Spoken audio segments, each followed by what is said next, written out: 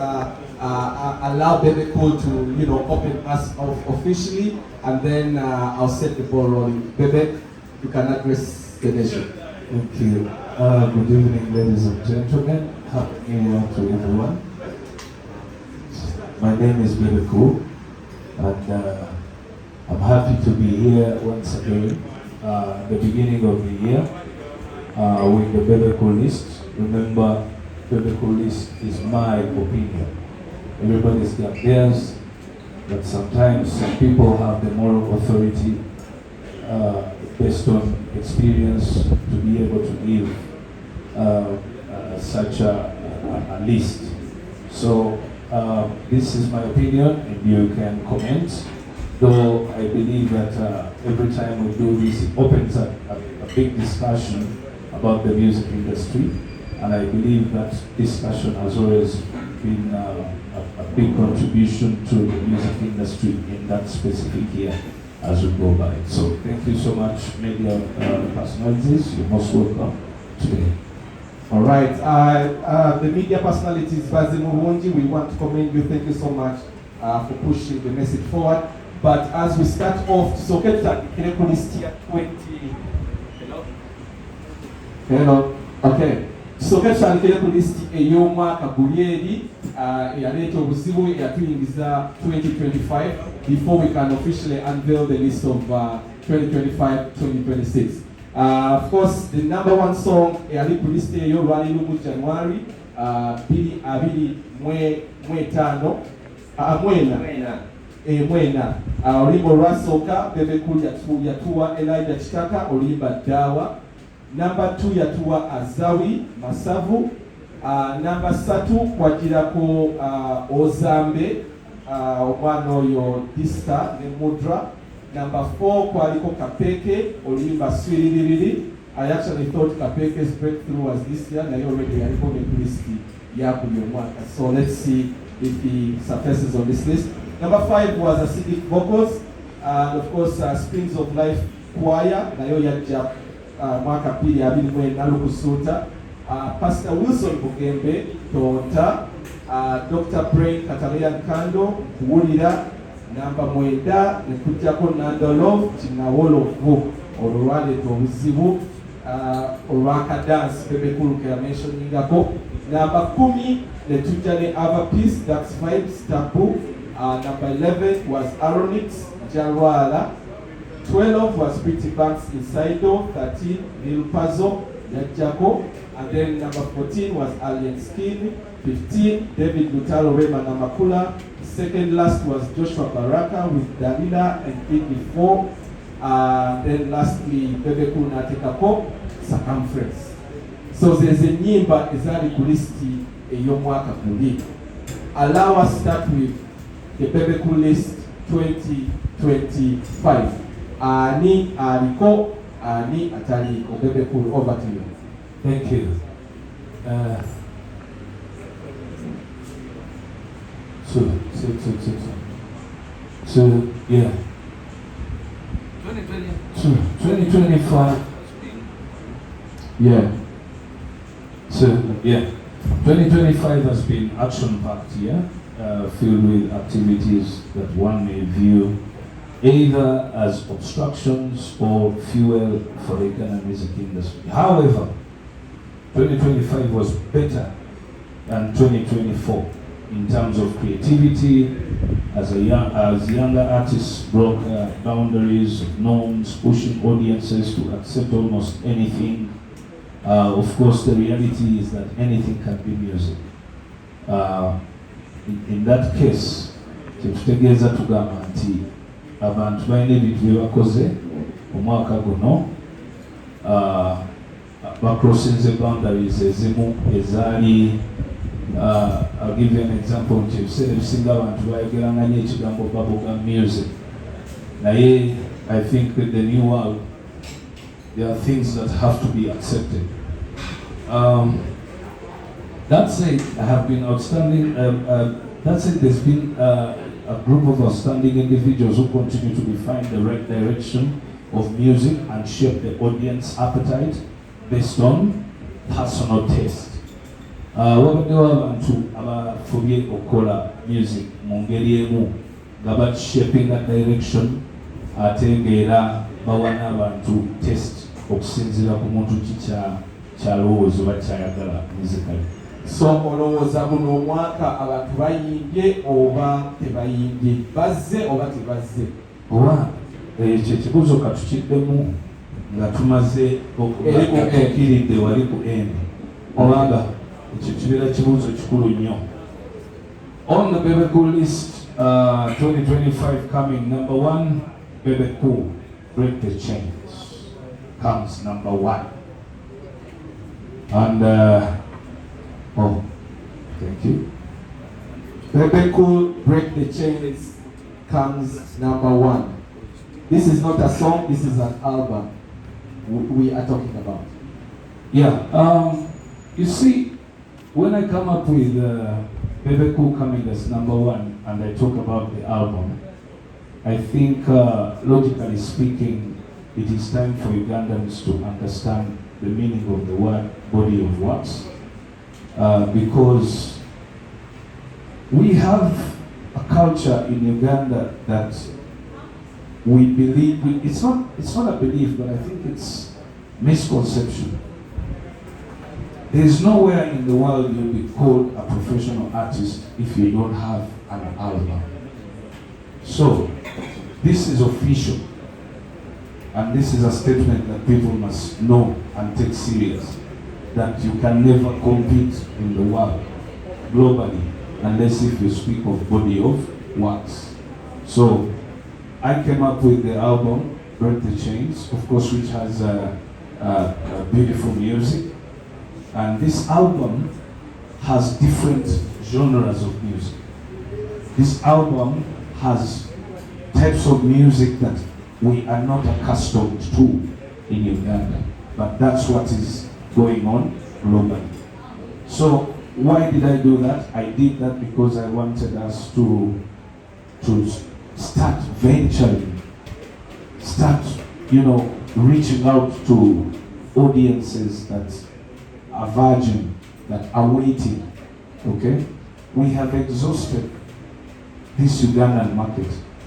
We have exhausted the East African market. The numbers are few. We are competing with people who are appealing to 200, 300 million people worldwide. And then for us, we are still continuing to insist on competing for 45 million people.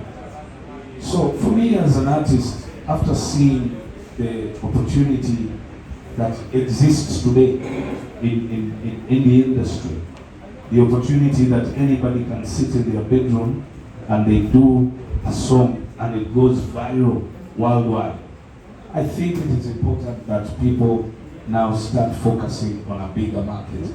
The bigger market, the bigger you go, the wider you go, I believe definitely the better it pays. And every artist looks out to be a bigger, a big artist globally. So, BEBE Cool's Break the Chains album is an album that definitely you would listen to for over the next 40 to 50 years. And to me, I give myself credit for that album, of course with my team.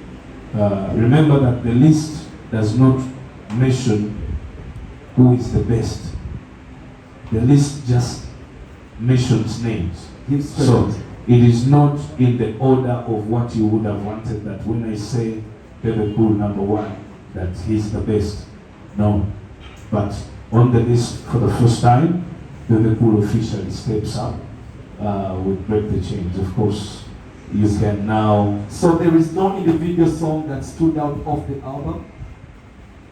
I think the game still goes on with that album. Okay. Because my target wasn't a specific song.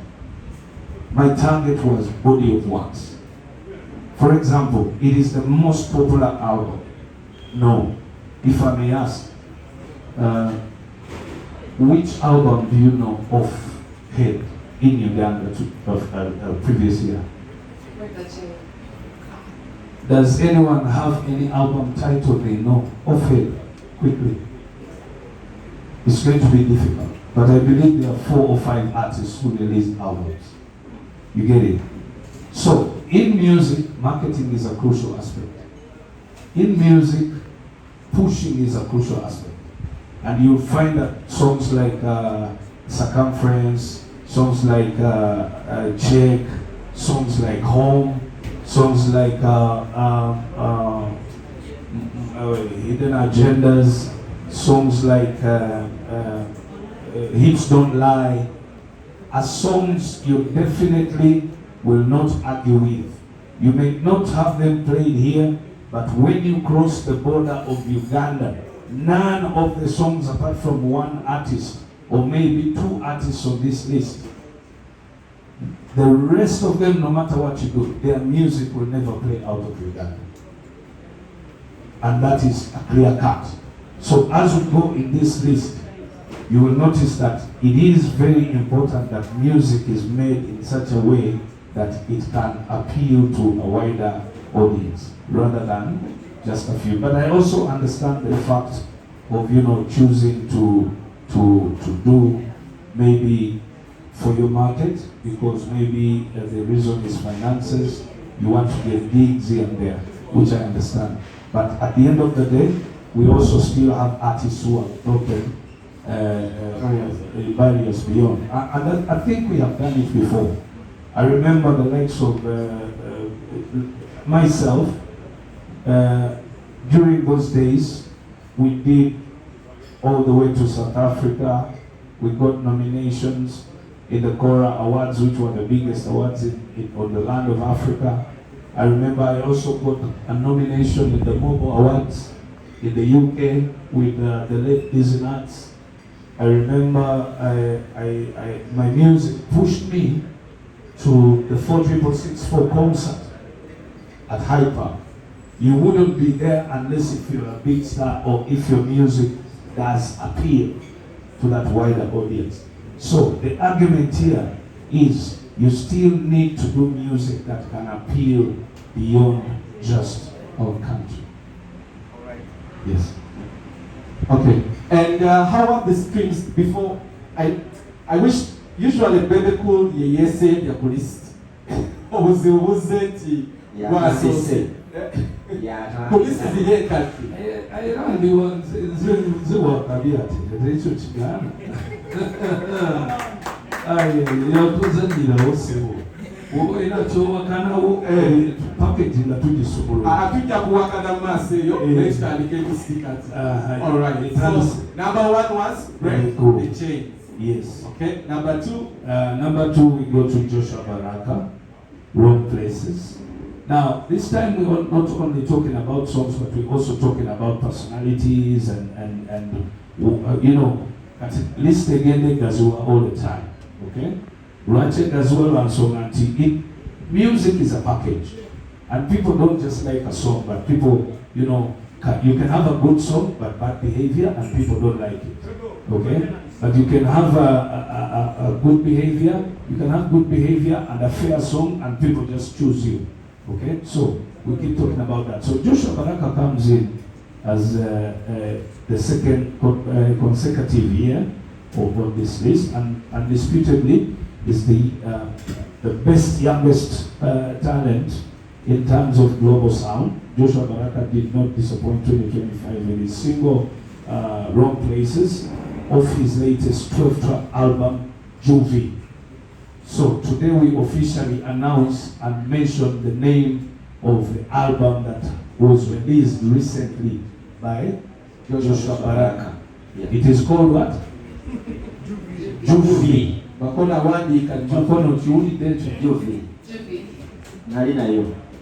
Waliyo? Yes sir. But obadde tojjukira na title. Badde njijjukira. Naye obadde okyabantu okyababuulira. Tell us something. What do you think about Wrong Places? Wrong Places is a song that attracts both the local audience and also globally. This song can be played maybe in Texas, in London, and the people there can still to reach. The people don't feel like this is a local sound. And also, it is not just for the cool people in Uganda, but this is a sound that will cater for the people that are taken to be the cool ones, and also the people that are taken to be like downtown, because you go to downtown and Drum Places is playing, you go to Bandari and Drum Places. So basically, this specific song can play in Luwero. Yes, it can play in different places. Okay. So it is not, should I interpret wrong places, Yes. plays in every place? Yes. Okay, beautiful. So congratulations, Joshua Baraka. And Joshua also continues to break the boundaries. Because when you go backwards and think about what an artist should be doing today, I remember the time, my time of starting my career. I remember very well that I made a decision to go to Nairobi, took the bus every now and then, slept on the streets in Kenya, looked for a studio, started working with Ogopa DJs, stayed in Kenya, yet I had a family here, I pushed. So, Joshua Baraka is the only Ugandan artist who is kind of taking on the template that is required by all artists. Because there is no way any artist would make it beyond the borders unless if they work out of the borders, unless if they try to stretch beyond. So the reason why BEBE, Chameleon are very big artists in Africa and globally is because that's what we did. We actually went ahead and competed with, I remember we won awards in South Africa in categories where the Nigerians were at that time. That's over 15 years ago, or maybe 20 years ago. But we went there. We were fighting from the ground. So Joshua is showing the right picture. So do you think Joshua in a barrier zamenye zebutasobola kumenya? Would you give him that credit? Yes, because those days we did concerts in the UK, we did concerts in the US, but we did for local audiences, Ugandans in the UK, Ugandans in the US. But I think I've seen Joshua this year stretching out, doing concerts for anybody and everybody. Latino, British, He's been on Afro Nation. he's been on Afro Nation. So you can see an artist who is pushing. You get it? So kudos to you, Joshua, and I think... So, BEBE, olowooza lwaki abannayuganda naddala abayimbi balemedde okustretchinga okutuuka awo, because bwe tuba nga twogera ku balegends egwe Chameleon mwabikola internationally nemufuna ezi awards obaddako awo Kenzo kati Joshua lwaki? Nzendoza, okay, police this time waliwo tunatudiscussing noting ekintu ekyo okubamu ekiri sagala preempting that before I said I list them, so that after listing then together for a discussion. Ejja mu kibuuzo Douglas kyeyasoose okubuuza, have we done well or have we not? So number 3 on the list is Elijah Staka, Ichange Daily Bando Go remix featuring Karo Kasita. That is number 3 artist on the list. Remember, list tegama nti olukuboli number 1 by number 2 by number 3 to lead number 3. It's just a list. So we're not in order. No, we are not in order. So Elijah Staka, this guy, to me, he continues to. I don't know. I just feel Elijah should. If Elijah gets one song out of the country, Elijah will go global instantly. Because Elijah has a enough speed here. Talwana Namud, he's not competing with anyone. He's doing his best. It's him. but he's doing a lot of work, and the work is being appreciated. His style is chitaka. You can't mix him with anybody else.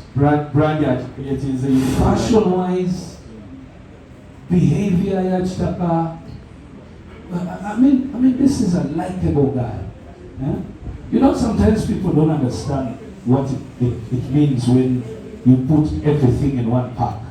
Ngoli handsome, or beautiful, ngoli na nice behavior, ngoli mwanvu, ngoli kulabika bulungi, nga oyogera bulungi, ate unya bulungi, ate noyimba bulungi, ate nenyimba nowandika nungi, kwegamba kitaka byonna abiyina nkutidde.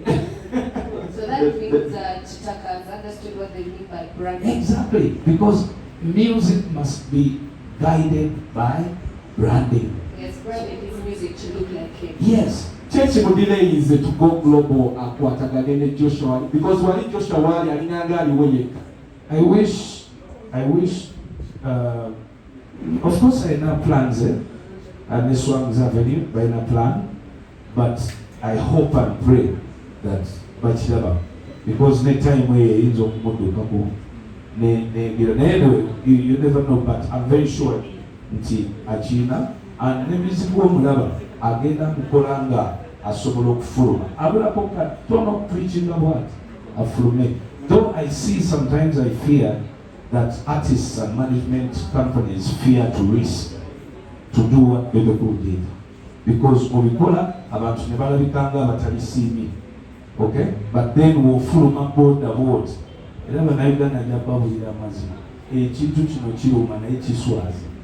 Nobeera, you go out in London, you go out in the UK, you go out in Sweden, Denmark, but you don't hear any music from Uganda unless if someone is a Ugandan nagenda natwalayo akayimba nagambije kano kazanya ate tebaluzanyi.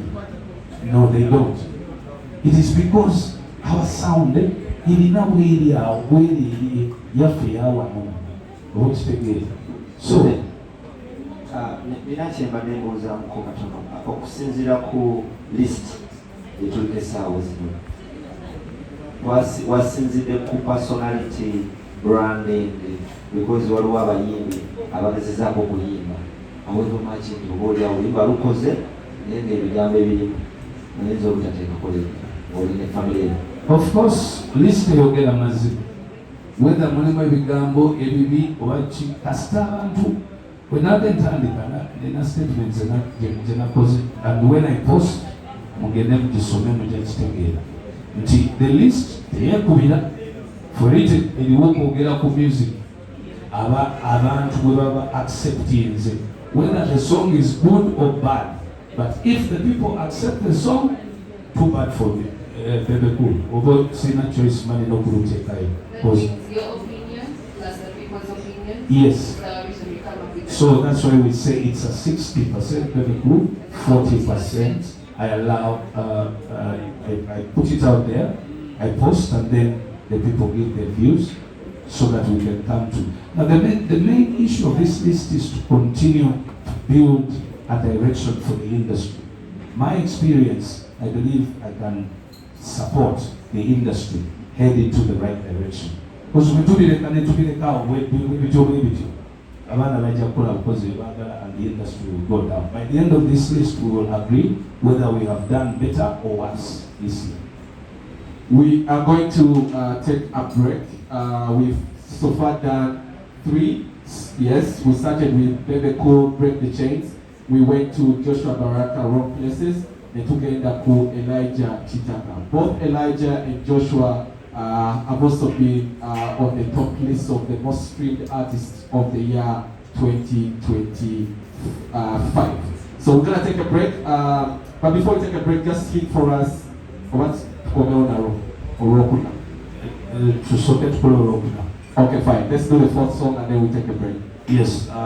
So another artist who has appeared this year on the list is Dax Vibez. Akomyewo. Walina comment gye wakola luli. Oh my God. Ku comment ojijukira gye wakola last year. Olira. With At My Door and Good Idea featuring Elijah Chitaka. That's why it's once again and his spot on my Chiwatule list. He's clearly the most talented in that family. I without a doubt. Bebe lero akimenyewoko. Wabaddeko mu nkuuka eggulu. Mickey Wine yazze ku stage. Yes. Yakubye enkuuka n'agifuula upside down. Kati oyo tali talented. Bebe, ogamba nti Dax yali talented mu family, but police ogamba nti alina good idea. Ye mufuula just collabo. Mufuula okubeera talented. Si kyekyo okujja ku list ya Bebe Cool consecutively nga tolina extensive talent. Buno si mwaka gwa kusatu. I think he's appearing the second time. Yes. It's si kyangu. Naddala ng'oli mu family gyesikwatagana naye si kyangu. Tozeemu ekyokubigoza tumenyewo ekyo tugende ku break. Mickey tali talented. Kyekyo mufuula okubanga tali talented. Ate mwe kenyini mwina amaaso n'amatu. Bameka bamuweereza mu comments ku Facebook ku Twitter wenabadde. I sent it to you guys as audience and fans. Okay? But you did not send me Mickey. So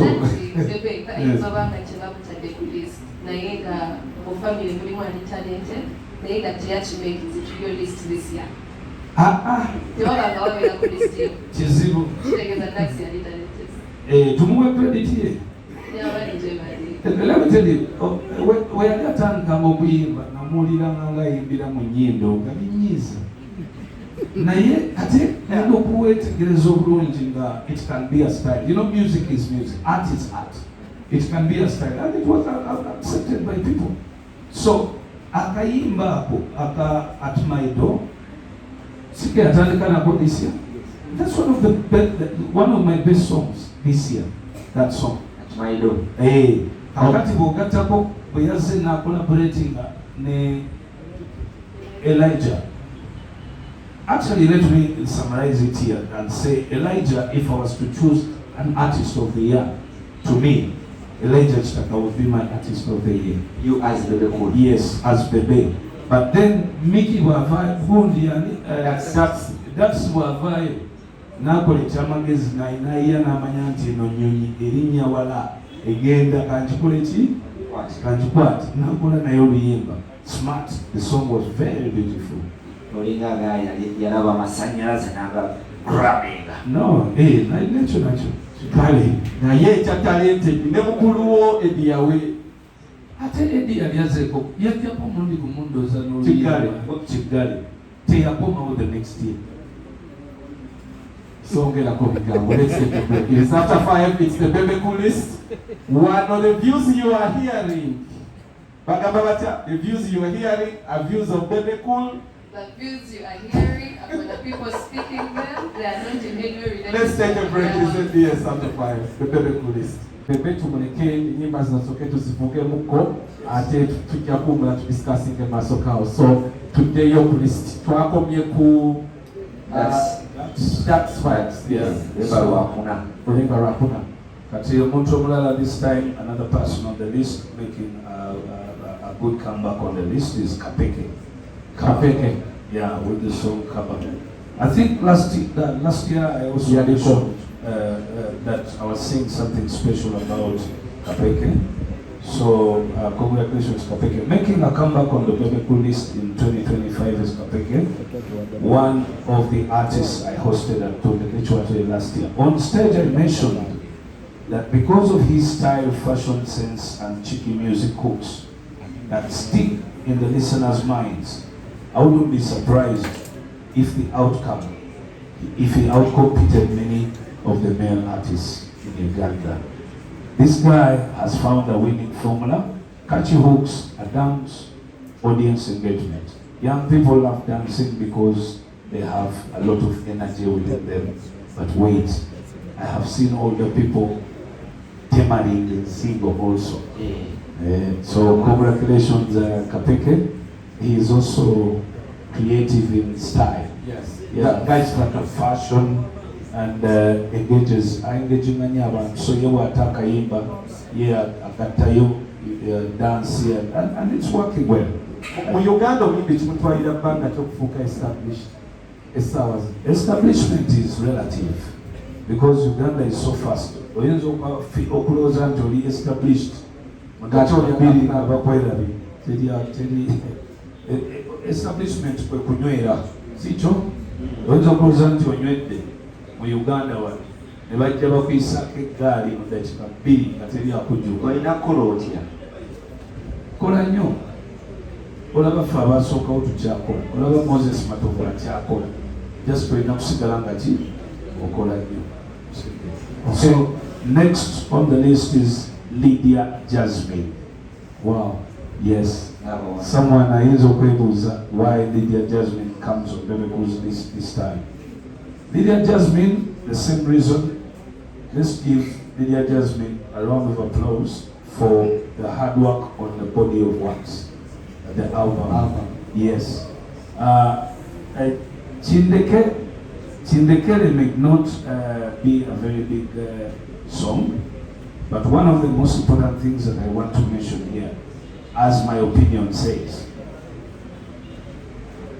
a female artist went out there and did 16 tracks, compiled them, launched them, tried to push, and that's where we want the industry to go.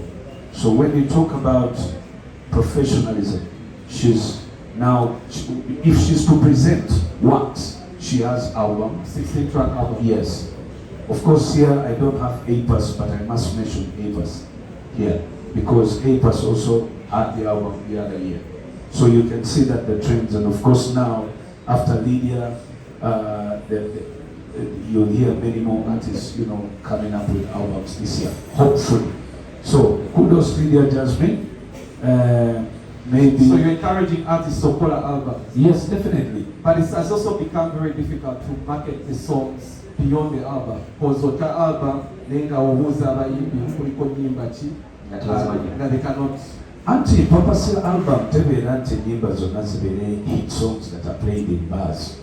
If you go back to Go Mama, to Break the Chains album, you can play that music in your house this year up to the next 40 years. But I can guarantee you, the nyimba ezabera BEBE Cool list 4 years ago, 3 years ago, 2 years ago, this is Tanzania anywhere. You get it? So, who is benefiting? The one who does music that has longevity. So, abantu balina okuyiga okutegeera nti no business so si muzanyo. Calculator ye kugamba kyo onoonya hiti kufuna bivulu. Nenze kati gwe anoonya ebivulu onoonya sente. Nze sikyanoonya sente. Nze kati noonya longevity ya music. A song like Home. You were talking about Home on my album. Yes. That is music you cannot compare with any of the songs that are here. It's actually a song you just want to listen to in your free time. Exactly. Relate to the lyrics and understand it. If you listen to a song called Wait on my album, it carries way too much sense than all the songs combined on the BEBE Cool list. But BEBE, back to Lydia Jasmine, ekimutegesezaako nti because yakola album, yes, wadde talina luyimba luli outstanding. Abayimbi togenda baleetera mayindi egamba nti nabo buli mwaka bakole ennyimba wadde tezijja kubanga zisobola okuyitamu. At the end of the day, but they could list you. No, it's not that. This list, my opinion, must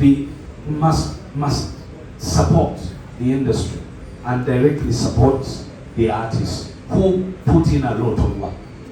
Once again, why did the people may ask, hey, BEBE, you had during my time, Break the Chain, and pushing a new Joshua Baraka, because I saw him on the road pushing.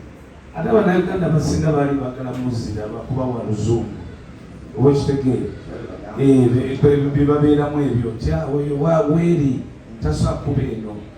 But you see, we're translating when we work together. Every time when namogerangako kati bana abooluganda ne batandika okuwaayo attention, and finally wrong places oba ne Morocco jamusanga nga azanya kaleero oba kitegeera. Joshua yetaaga audience eyo bahini. Yes, indeed, of course, we need everybody. In music, you need everyone. Tiwali walk manze, bano babalia. The more numbers you have, the better. And you know, music is a game of numbers. So tosa damanti walito better. So another artist on the BEBE list is Final with the song Che Che.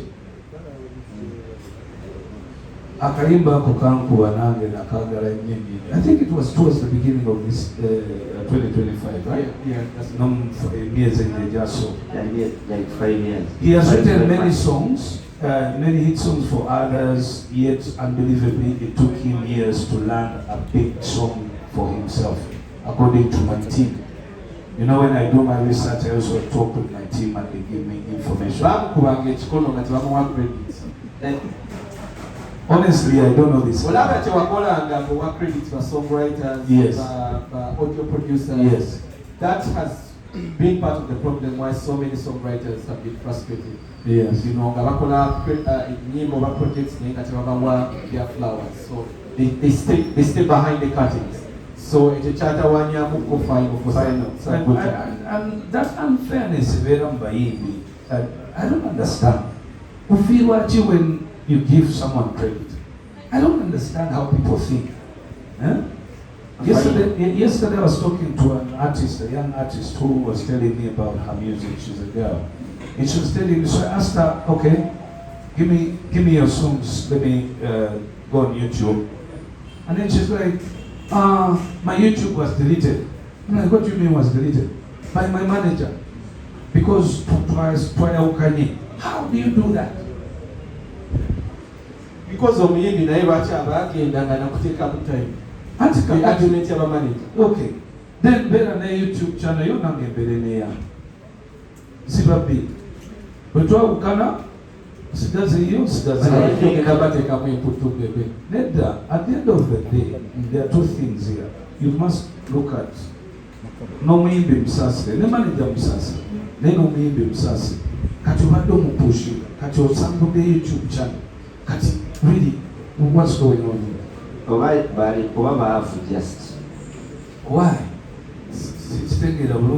Anyway, he has written, Final had written many hit songs for others, yet unbelievably it took him years to learn a big song for himself, according to my team. I honestly don't know this guy, but I enjoy Cheche. Some people just need...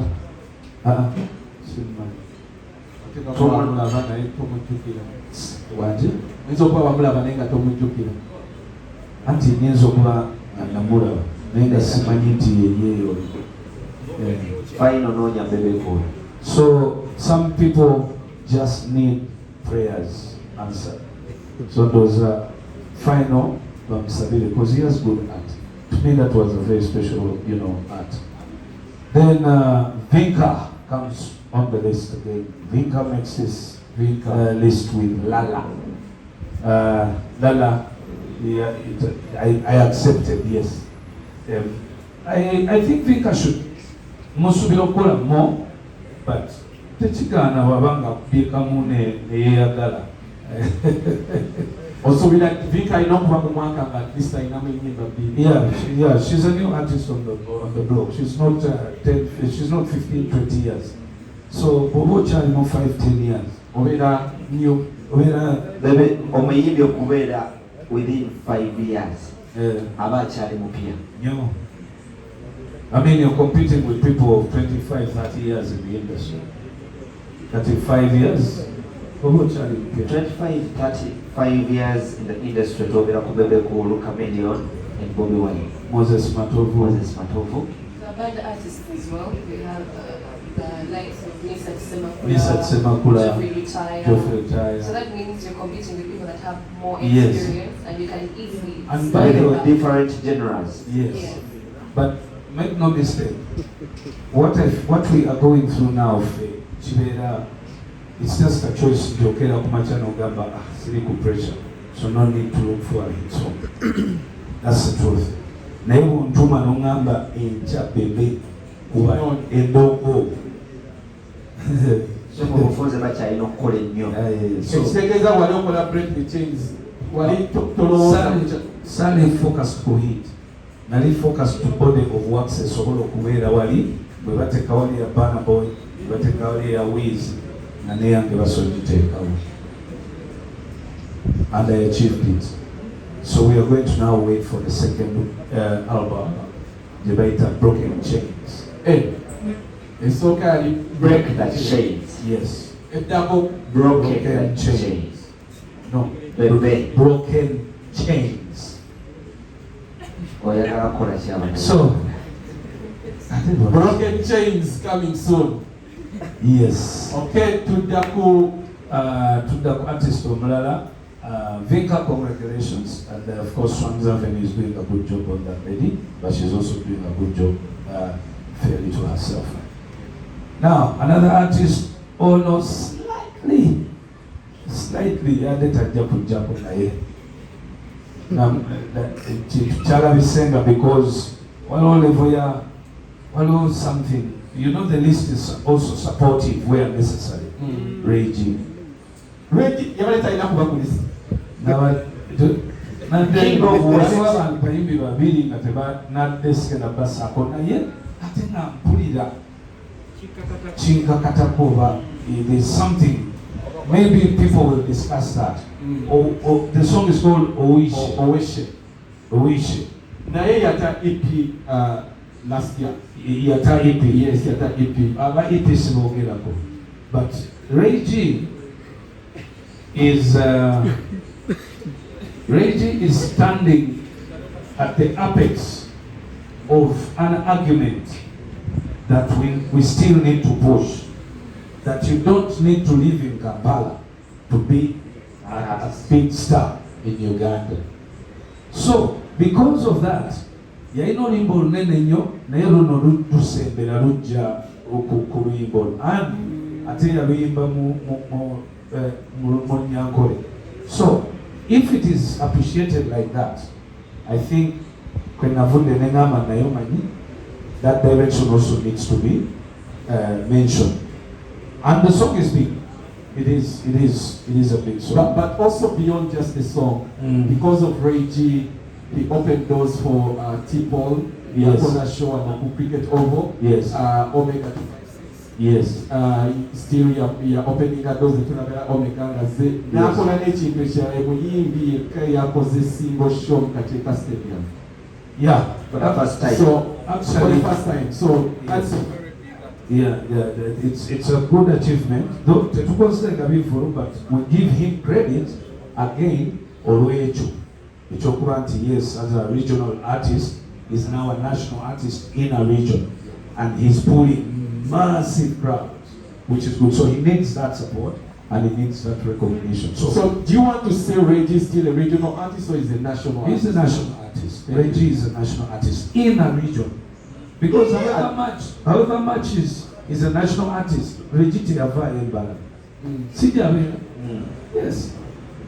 He's a national artist in a region. A lot of us are region. Why should Chumi is a national artist I think because we still need to encourage those who live in different regions to know that they can still do what they do best from there, and they take over the country. Okay. Yes. So yabadde kulistirwa mase ya BEBE cool. Why? It's massive. Ebirowoozo nga bikubagana bigamba. Naye, I think we can justify him being on the list. Okay. So, I don't know. The next artist, I don't know. Naye nga bwe nabagambye art. Tebamukayanya. Uncle Chumi.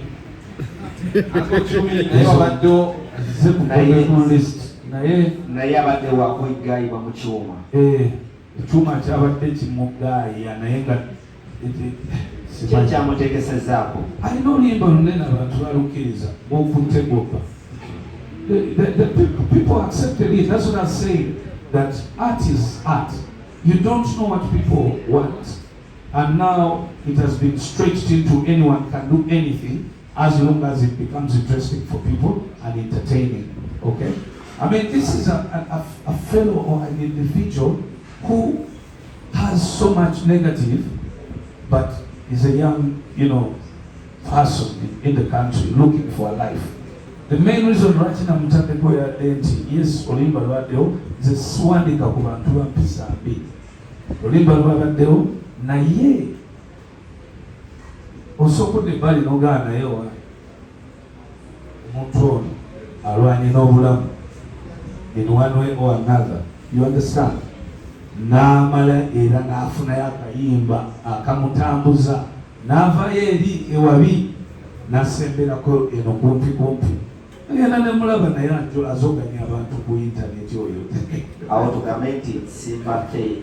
No, Again, the song back then, it is Yes. one of the songs we used to consider as bubblegum music. Yeah, such songs are the songs Why we... is it on the list? And then back then we need BEBE for Yes. getting quality music. You only put quality music on the list. But now we are seeing a song that people would take as bubblegum music onto your list. The list does not specifically recognize sense music only. It does recognize songs that are accepted by people.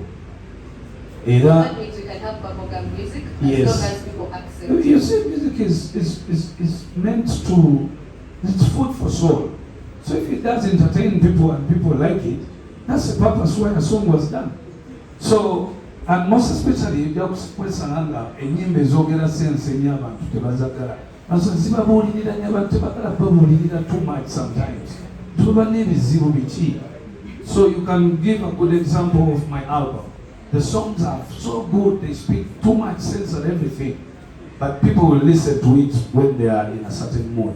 Never bakoye, bagenze ko mupia one, bagala bino, be balancing the life. So you can't beat the list. The sula ko jaw fact. I try so much not to be biased. If people have accepted, God is the case. So, Uncle Chumi comes, naye advice ya erinti ebigambo bichafu bikendereko. Because if she had followed wazaako nazaako yazaako Ayina oluyimba yazzaako. Lwaki omwoyo oluyimba lwaki omwoyo gwakola ki gwokwabula teguninya lwaguninya. maye lisiti yo ebeerako nyimba BEBE z'amanyi. So olutalo kutuuka mu matoka BEBE. Yes. Okay. Next on the list this year again is Sheebah. Sheebah Karungi. Sheebah comes on naye kato. But Sheebah. yes, but because there's nothing as difficult, and let me say this. Sheebah Karungi will come back from your maternity leave. Credit to the effort made during your comeback. Somebody may not be a massive song, but the effort you put in brought you back into the spotlight and was recognized by many people in the country. We have to give credit for miezi mwenda simi awumudde ate n'akomawo n'asanga nga space weeri kitegeeza abalala Kyajja kitya? I don't know. But we had other artists that were trying to do. They should be here on the list. I think sometimes there is that spot that is left for someone that has had They highlighted shouldn't. music. You see, that's what we talk about. There shouldn't be space left. An artist should fill the whole space. That's why Mamusigala Mulabaka Million, so we don't want to leave any space. Say that Give a good example. Anyway, we should get to discussing these names because those are the reasons why I have a bigger info after the artists. Yes. So we will come back, Sheebah. Keep going. I think your space is still there. Wavao. So Sheebah chali queen. Wavao. Egula chajina. Yajisangawo. Space ye we yali. Tewali agikwatako engulu ekirabikanga. Olinawo ogambidde nti kaabadde kabula katta. Auntie, because when you think about things, Sentina and Olimbo remain on Liao. But even the two good songs Zaina, based on the fact that you have the maternity leave, ladies know how difficult it is to bounce back. It's not a simple thing. Men don't know, but you know it's hard. So another person on the list now. This lady, I don't know this artist, but I keep hearing the name, Tracy Melon. Tracy Melon. Yes. Tracy Melon is a trending name without a clear outstanding hit song. For me, my people were arguing with me, telling me Tracy Melon. When you say outstanding hit song, clarify that. Specifically, I can't point a finger to any song from Tracy Melon. But you know the artist. I don't know the artist, but I know the name. Bebe cool. Yes. Kijja kityo okuba nti you live in Uganda, babeera mu Uganda, they have big songs. But tobamanyi. Talina luyimba lunene. Nalibadde ndumanyi nga ne video nzimanyi nga ne chorus ngiyimba. Naye erinnya libadde buli wamu as a new artist. Tukole just sample mu bannamawulire. Kayimba kyaka Tracy bakayita batya? Ogenda kukiraba. Kagenda katya? Ogenda kukiraba. So, Bebe cool. Are you saying Someone sing for us. You know this? Lyrics is like a But then when you say that, I was at some dinner some time back at Sheraton, and she was performing, and I was sitting to this lady from a development partner, Matambula Makakop State, but when she started to sing, she asked me, who is this girl? And I told her, this is Tracy Melon. This is a great artist. That's exactly what I mean. And then the twins are Musara still, because she's still a new kid on the block. That's why she's on the list. Yes. To be a new kid on the block and your name is flying everywhere for the right reasons. Because the only reason it's flying everywhere is people keep saying there's a very good new artist. Talk about the songs that have done well. Ogenda Kuchiraba, there is Tovayo, there is Kakana, and they've been doing so many things. Yes. They are fairly good songs. Yes, but Bebe cool. For you to know an artist in Uganda, we know kubanga oluyimba lw'olumanyi, lyrics ozimanyi. Not necessarily lyrics. Nzimanyi naye mbeera manyi chorus kubanga this is what happens to artists. Omuntu akuba hit etusangayo ne mu kisenge. Ogamba ani ono awe otandikira. Okitegeera toyinza dinayinga ne bw'oba wakayingira bwoti mu club oba mu bar ngeno okulya DJs zibazannya. So the song will come to you, so you keep asking, who is that? So what can she do? I mean, she's new. She's on the way. She's on Liverpool's list. Meaning her plan is probably working. They are not just going to get burgers. But you know,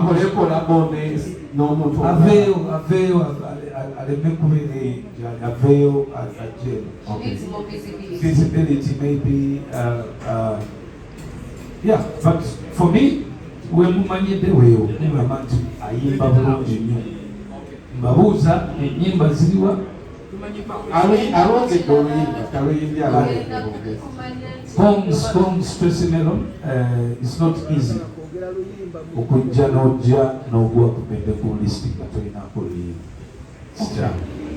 So we've so far done quite a number of songs. To get a refresher. I hope it will work. Okay. Yes, we're going to just do a recap of the songs that we have so far analyzed. We started with the BEBE album, Break the Chains. Etugenda ku Joshua Baraka, Road Princess. Etugenda ku Elijah Chitaka, ekyange kibebi David Bando n'endala ne tukkirira ku Dance Vibes at my door and then of course ne tugenda ku Kapeke Kaba ne tukkirira wansi ku Lydia Jasmine olwa album ye yakola 2025 final Cheche ne tugenda ku Vinka Lala ne tukkirira wansi ku Reggie Oweshe ne tujja ku Uncle Chumi Gokute Goba Sheebah Karungi mukomyawo kuva maternity tubadde ku Tracy Mela kakati is it the rest the together to the simplest thing that most artists do when they want to get away with the year, which is collabos. So the following are the best collaborations. Collabo shortcut, they're also songs, but usually this is time when you money which is special, and the most special I must specifically talk about this lady because we are very on our age. To me, I wouldn't be surprised. So for the collabos, the best collabo so far, Cindy Sanyu and Omega 256, that is See You Tonight.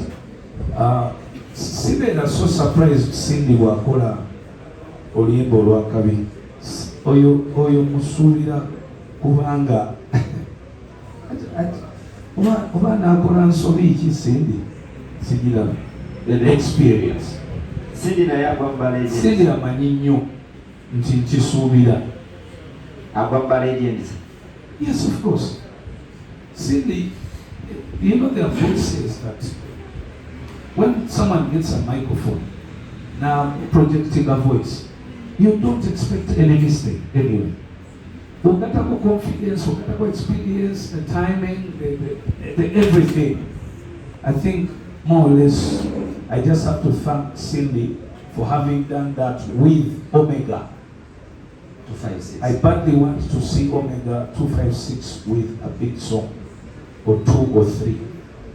That's a female artist in Barara who also should break that chain of regional to national artist. Of course, I take her as a national artist now. And I will know her performing more portrayal as a president.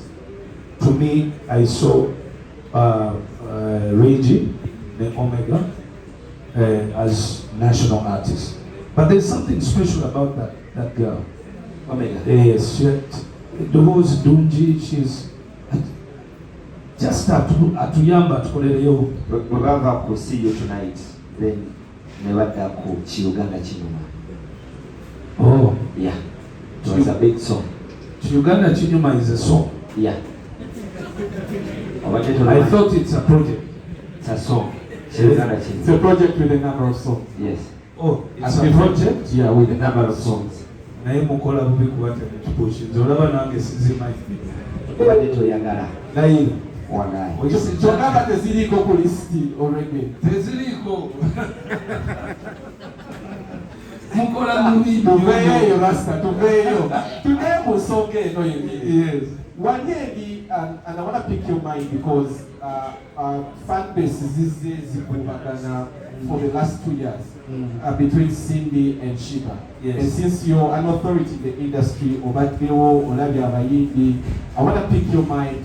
Wali wogambidde nti oli oyagenda ku maternity leave crown yasigala weyali naye ng'ate ne Cindy yaliwo. Cindy ate ali waggulu. They improve money that will concert. So how do you rate these two artists? No, Cindy is way better artist than Sheebah. That is without a doubt. Cindy is way a better artist, way more experienced. But you see, artists have their followings and their beliefs. People will come and tell you Chameleon is way better than BEBE Cool. People will come and tell you BEBE Cool is way better than Chameleon.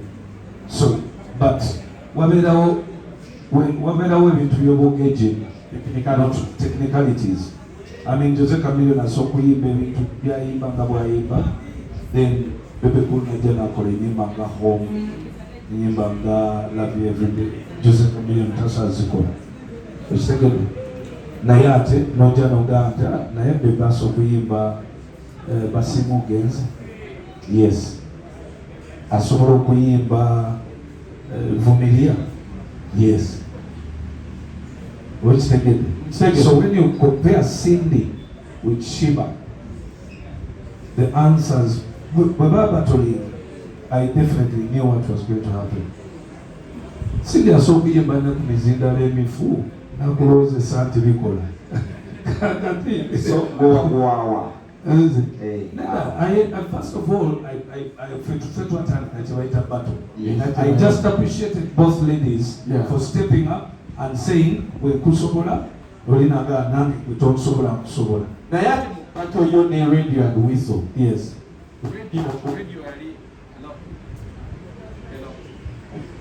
Radio yali vocalist wakabi naye no bateeka ku side eri naawe nodde side ate n'ogamba era neyo wagiwangula ate bato bagiwangulira wali mu maaso wennyini. Bato tebagiwangula bigambo ku stage ku bagiwangula era nzijukira I think bato namala bamaliriza music waabwe in 1.5 hours or 2 kati ng'atenze nali ntandika butanzi. So bw'ogamba nti ogenda okubatolinga Bebe Cool, take ebintu tugenda bingi mu layini. Bebe so Cindy kyalina nange nayagadde omubuuza akantu ako weewalidde agokaleeta bato yo ne Good Life wagezaako okubuuza ku bantu abalala setaaga kubuuza oba gwe wakola decision eriyo n'ogamba nti mwemba wangu kiwedde batebeera bweti one live wali audience yokka eba ekulaga nti gundi bamubi gundi awedde kubanga kiggwera awo. That's number one. Audience awo ega. Number 2, last man standing bato kyetegeeza. That's why okubatolinga Chameleone, it's a draw down till dawn in the morning. Ntino, when it comes to number of songs, okay, fembi tuzina. When it comes to quality of the songs, fembi tuzina. When it comes to energy on stage, fembi tulina. When it comes to amaloboozi okusigalawo paka kumacha awo tusandika okwawukanira. At some point olinawo ogamba nti kati bwe olina amala ku ssaawa 10 ng'omulala akyagenda mu maaso audience yesigala ekyayenjoyinga oli aba 10 tewaliwo kibuuza. Nenyimba ziweddeyo. Kati ayo conversation ogirekera audience. Kati bato yange ne Bobby yatuuka time enyimba babuzayo nnya ng'atenze muzayimba nga 22. Bebe Cool. Yes. Yes. Nga 22. N'abuukira akatimba because bato yaffe kwaliko akatimba kaseparated. N'atandika okukola distraction. Kati ne watandika abantu ne mutandikako akaseyinga awo akagamba njagala audience ekafollowing emugambe ayimbe nawe yimba audience ne pinking ate nkugamba yimba ebyakatemba biveeko kola ki yimba naye nga nze nkimanyi nti enyimba zikoze ki ziriwedeyo bwe mba ngenda ku bato n'omuyimbi nkwata enyimba ze zonna nenziwandiika wansi from the best to the worst and all then nenzijeeza nenzilistinga nentandika okumakinga. Those are things people don't do. Omulowooza bato ebeera gu bato radio and Weasel, rest in peace radio and Weasel's thing was so simple for me. Balina all big songs zalinga over 30 naye nga benze nalina ennyimba nga 2. So I just came the short Bebe. knowing nti no bano buli luyimba bwolwa 3 minutes bano bajja kuba baweddeyo mu 2 hours ndyoke nkube national anthem. So ntandike. So bato yo ne Chameleone we bateriiwo bw'oba oli wali eri ng'okoye teryaso tokyalina kukola battle. Kati who would I battle? Rematch na Nebo Bobi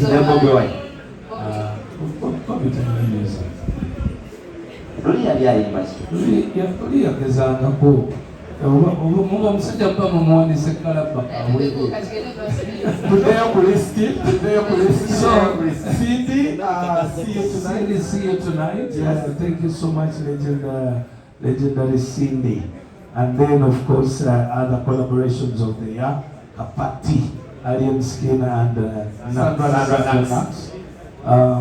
This, again, Lunolimba describing where the music has gone.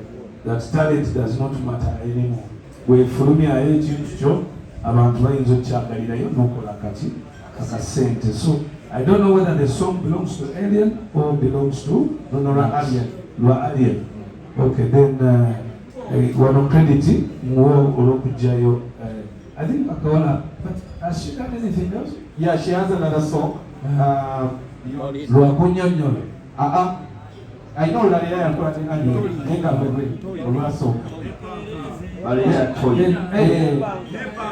Nepaka. Oh, that song should have been on. Yes. No. Awani yakoze mukapera. Kati Nepaka was Sandra, then Kapati wa Alien. Oh, okay. Yes. Then Sandra is confidently seated on the list there. Okay, yes. Then Twina Wanula Avapis and temperature. Yes, temperature. Twina Echisododo. Nataka dinda nakubona ese Echisododo. Twina Echisododo. Mutateka Echisododo kuno kulist. Mubuwede. Bebe. Badde sawa. Echisododo ekyo kyetaaga obudde. Bungi. Era tutuno tugenda awo. Tugenda. Kisododo and the last collabo is Sorobo. Simanyi Sorobo. Masasi ganayinuka. Omulimi bamuyita Mad King. Ani? Mad King. Ye Mad King. Mad King. Featuring Nandola. Hey, I'm not surprised. Na yeah. Kati yawe mboze kwa je. Kale, let's take a break. We took over and get your recap. Didn't ask the question at the very beginning of the show. Tibunomwaka abayimbi bayimbye oba tebayimbye. And he said he would answer that at the very end. So let's allow him the time to give a comment on the general perception of how the music has been. Okay. Press members, let's keep your voices down, please.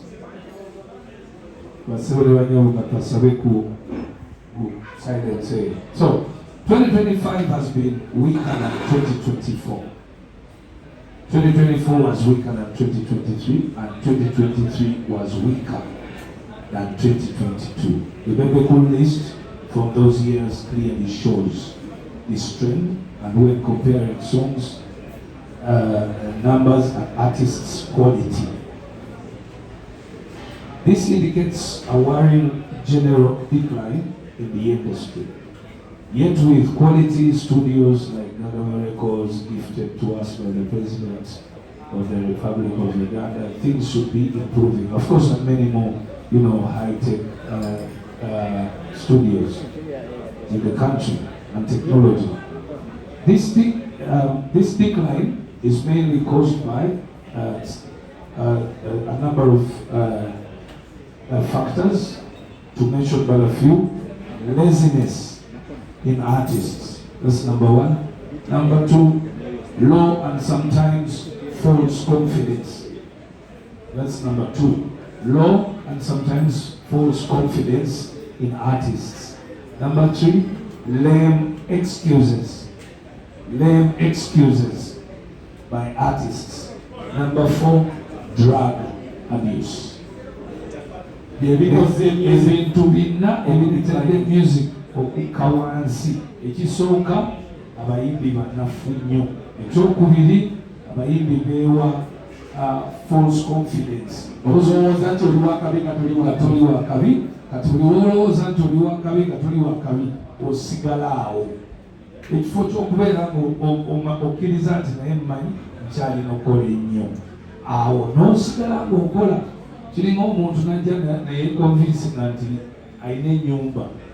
Munange bwe wekonvinsinga nti olina ennyumba, ebeerawo mu mutwe gwe era tozimba.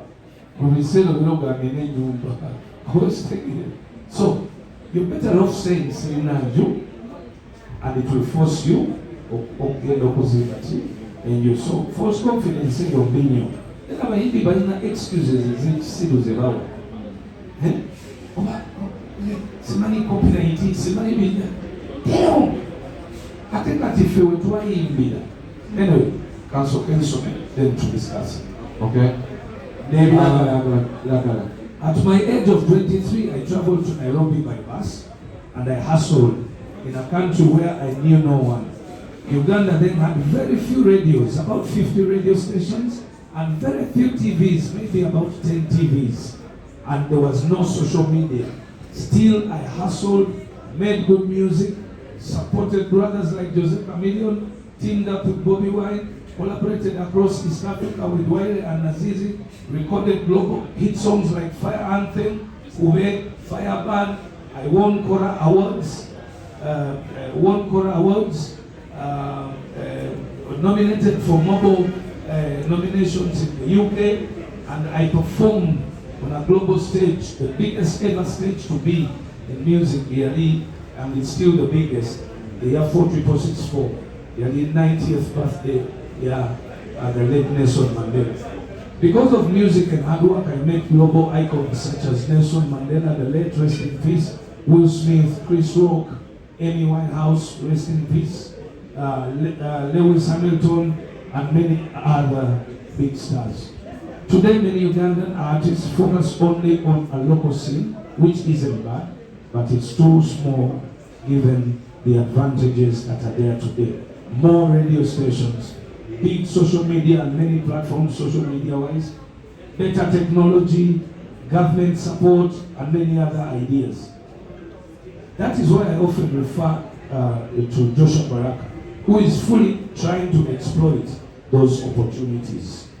I therefore congratulate all artists who made it on the biblical list in 2025, but as Ugandan artists, we must identify, interrogate, identify our weaknesses and act accordingly. With memory, or with the moral authority given to me by my longevity status, I mean no disrespect to anybody, only I call to all stakeholders to raise the bar higher. Happy New Year 2026. Right. That is the address officially, and now tusigaze dakika si nyingi nnyo, it will dive straight into the discussion. First things first, you mentioned some of the things ebireetedde music mu Uganda oba the entertainment industry to decline, omuli drugs, lame excuses, fake confidence, etc. There is a new shift in the industry. Back in the day, I think one of those artists, Ebala, performing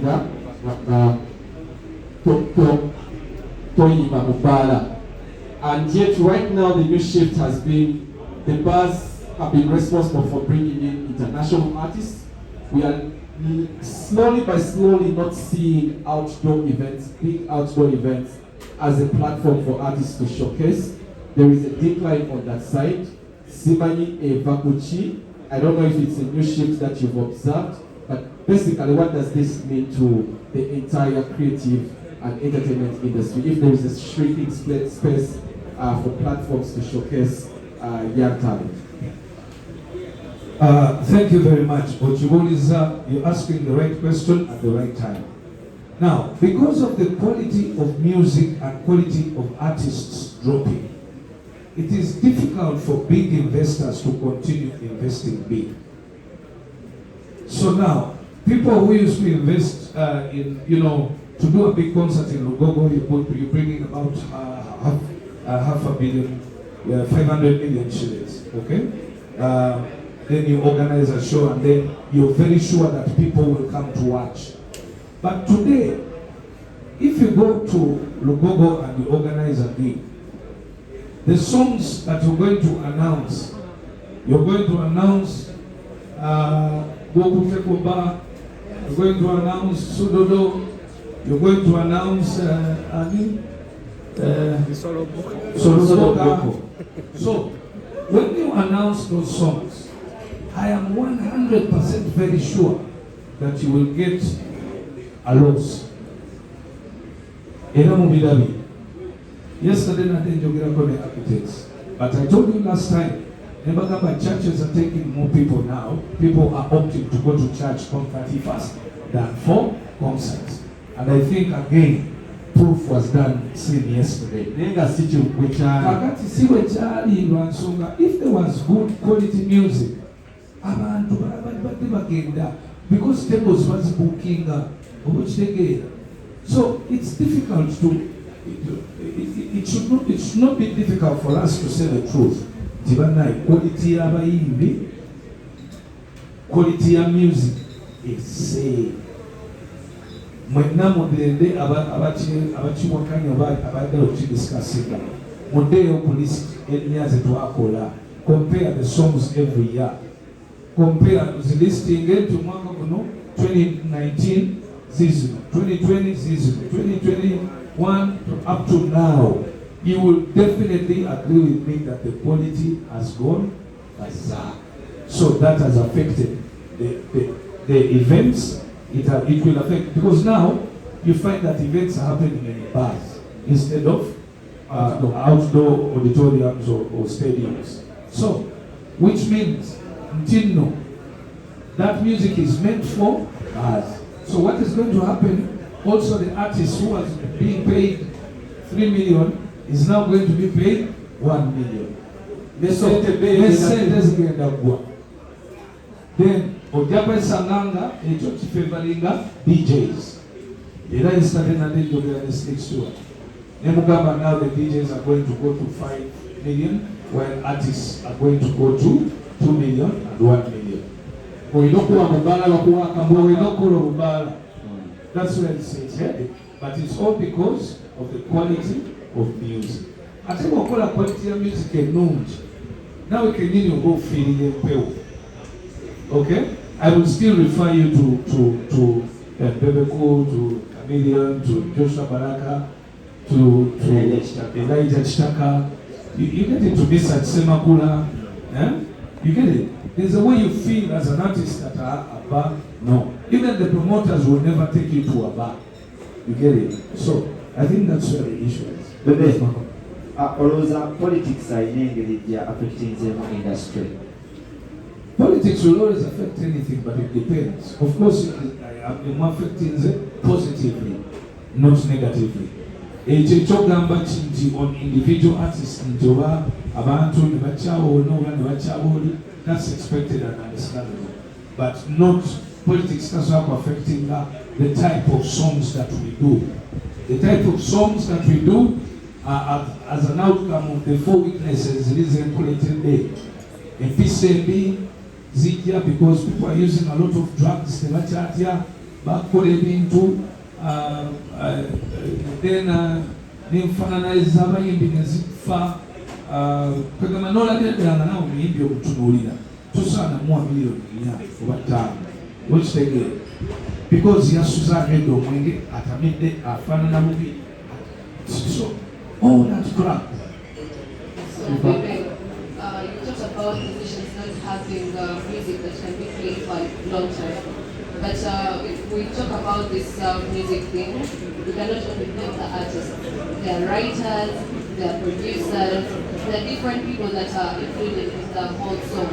So if we are to say the artist as an artist has release the song, and the song doesn't really sound like it is supposed to be sounding, can you take back the blame to producers and the writers? No, you can't take the blame to a producer, you can't take the blame to a writer. The choice is for the artist. When they present for you a song, it's either you say, yes, I like it, or not. And I'm not saying don't sing those songs, but sing a few, but go back to we know music. That's why, and I advise you, that's why the likes of BEBE and Chameleon are going to stay for long. When you go back and listen to Jose Chameleon's music, why do you think he's still Jose Chameleon? Because of quality music, because of sense in the music. And that is what I fear, that all artists, like 70-80% of the new era artists, are going to fail. Because first of all, bonna batunudde maaso tebali atunudde mabega gyava, naye mabega gyova wali abajja kati bagenda kusanga nga ebiyimba byo byavaako dda ate nga nawe olina okuvaawo kubanga wega music gwewakola takutte yakwata wansi ku mirandira so bakugjewo mangu. That's why you see mwe mubeera mubuuza abayimbi nga bavaako mangu. That's the reason. Oyogedde ku 4 weaknesses mwe mulina okugamba nti bannafu abayimbi. Are you saying nti bannafu in branding, bannafu obwongo tebayiiya, creativity, oba obunafu? Nkwadde example egamba nti ku myaka egyo gyenyini nali 23 nze nalinya baasi nengenda e Kenya nenwana nenoonya studio nenoonya abaakabi nenkola nabo netukola paka we nafuuka BEBE ne Kamiri najja ne mubeezaayo ne tudda. That is effort. Naye omuyimbi wano akeera nagenda emakindi mu studio nakola oluyimba nagenda mu ndomo n'awaayo n'alimba. How? Joshua Sheebah kayiya Ssentebe n'alinnya n'agenda ku nnyonyi ongenda okumulaba nga alina producer gwasanze banyigananga n'avaayo n'agenda e Germany n'akola kino. Oba kitegeera success tesobola kusanga mbu wakubye kayimba mu studio neyiggwa. No, success comes with a lot of things. Banaye twa competing, we out-competed ourselves, and even up to now we are tuchakwata kagwaka to race ekyagenda maaso. So even I look at the artists era mbasanga and I wonder nengamba kakati ono mugambe ki, but I keep giving advice and saying there is no success, there is no comfort mu mirimu gyetukola. Oba oli wa banka, oba oli musomesa, banaye osigala okyagatta oyiiya okyasindika. Okitegeera? That's why enswanzi weeta omuyimbi ojja kwesanga ngaomuyimbi akoze ki nga agudde. We have just, I think, 3 or 4 minutes to wrap up. I don't know, at time might not allow us to open the floor to the members of the press, but let me just, the last 2 questions. These are purely about government policy. This year we saw government's commitment to the creative sector. There are government gave us 66 billion in the national budget, which was a good thing for the industry. Na yesi chiwangu na abayimbi bafuna sente zino. When God is so close to the corridor of power, maybe you can give us an update on where that money is, how can the artists access that money. Secondly, when we were entering the year 2025, the president announced that he had worked the Chigabo, a copyright management system. When they got the 2 money updates, ati kwegali nanye omukulu kindly sokotwe update yesente ezafulumira mu budget the copyright law management system. Kansokako kyebayita ekyo kyemuyita copyright management system. Ebyo ebintu omuntu yabayo nabyo bagamba omuyimbi oyo ayogera ebintu byatategeera.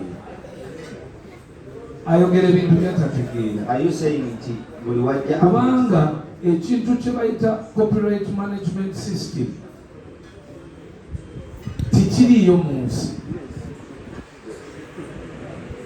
We are amending the copyright law, and amending the copyright law bwe tukimala ojja amending tugamba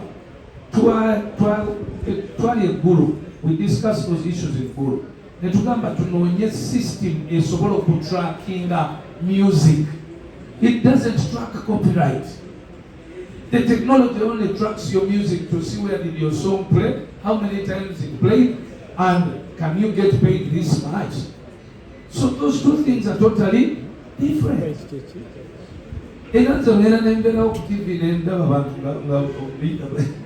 But anyway, Now, again, that technology requires a lot of things. It requires hardware.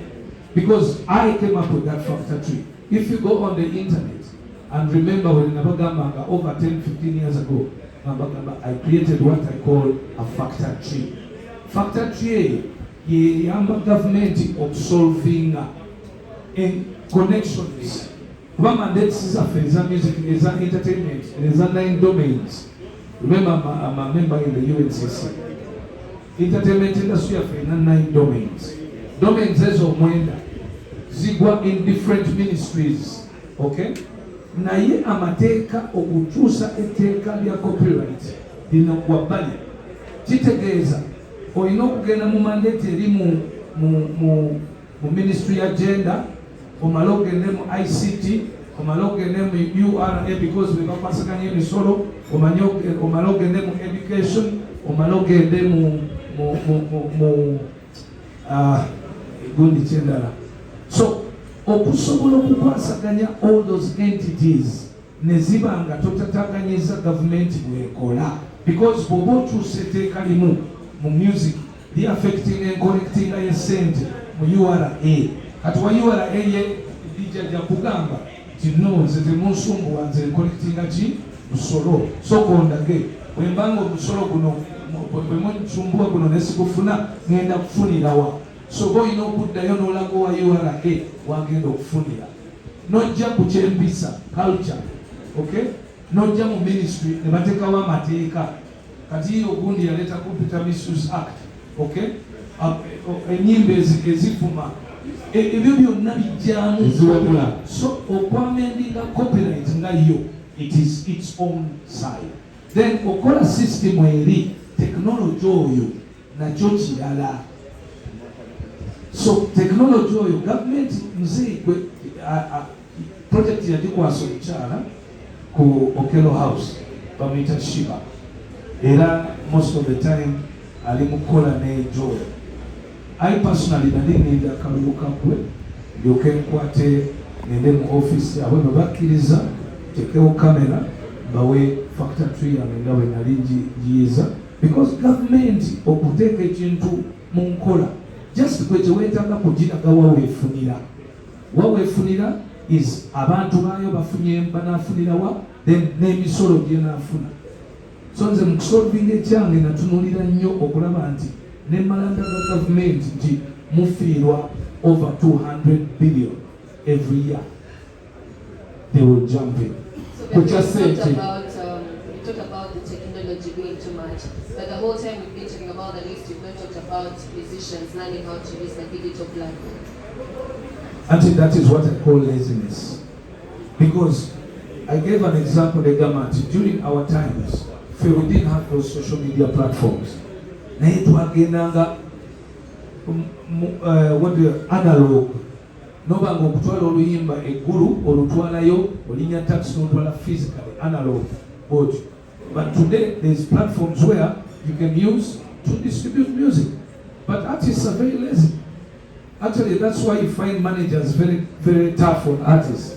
Because you find an artist cannot even go down on their phone and write down radios or search radios in Kenya, get into their DMs and send their music. They can't.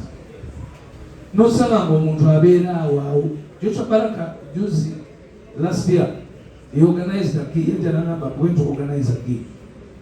Nemugamba okay, cool. But I'm going to put it in this place. I take and follow. Nandaga app. Yachingamba kusawa nyaku macha. Try to shoot a video.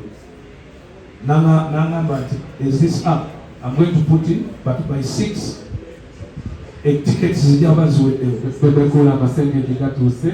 Let's just cross over tuwaleke bagende maaso bemaffe tugende maaso wano ku mutimbagano. Katuleka amasenge gye batambuze tuwakwasa akati. Yes, you can continue. Yes.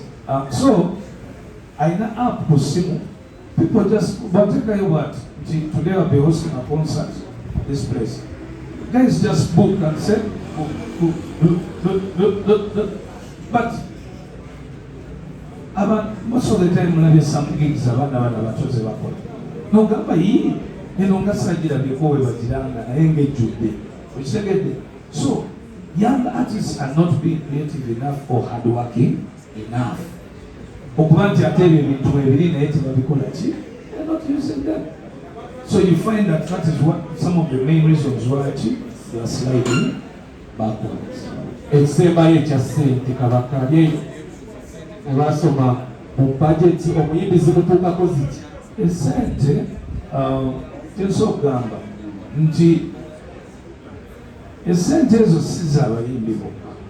Esente ezo zirina okuba nga zigwa mu 9 domains. Domain ey'abayimbi, domain ey'abannamizannyo, domain ey'abakubi b'ebifaananyi oba okitegeera. Kaakati bwe ziba nga z'abayimbi bokka, it depends on zasabibwa zitya. Zasabibwa nga zakuwa abayimbi mu SACCOs, abayimbi zibatukeko kinoomu, oba zasabibwa kukola projects z'abayimbi. So at the moment, Ministry of Gender yafuna sente ezo neziteeka nawulidde ba architects bakayana ba promoters kuba nabo balina okufunako ku sente ezo. Ministry is take up yesterday a year oba ku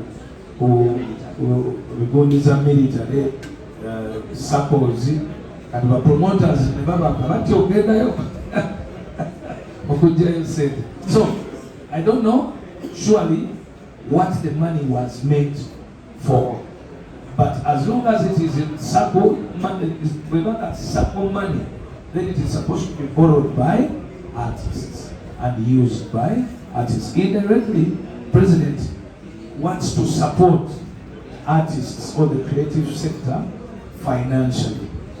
All right, thank you so much for the cool member in your yes. Oh,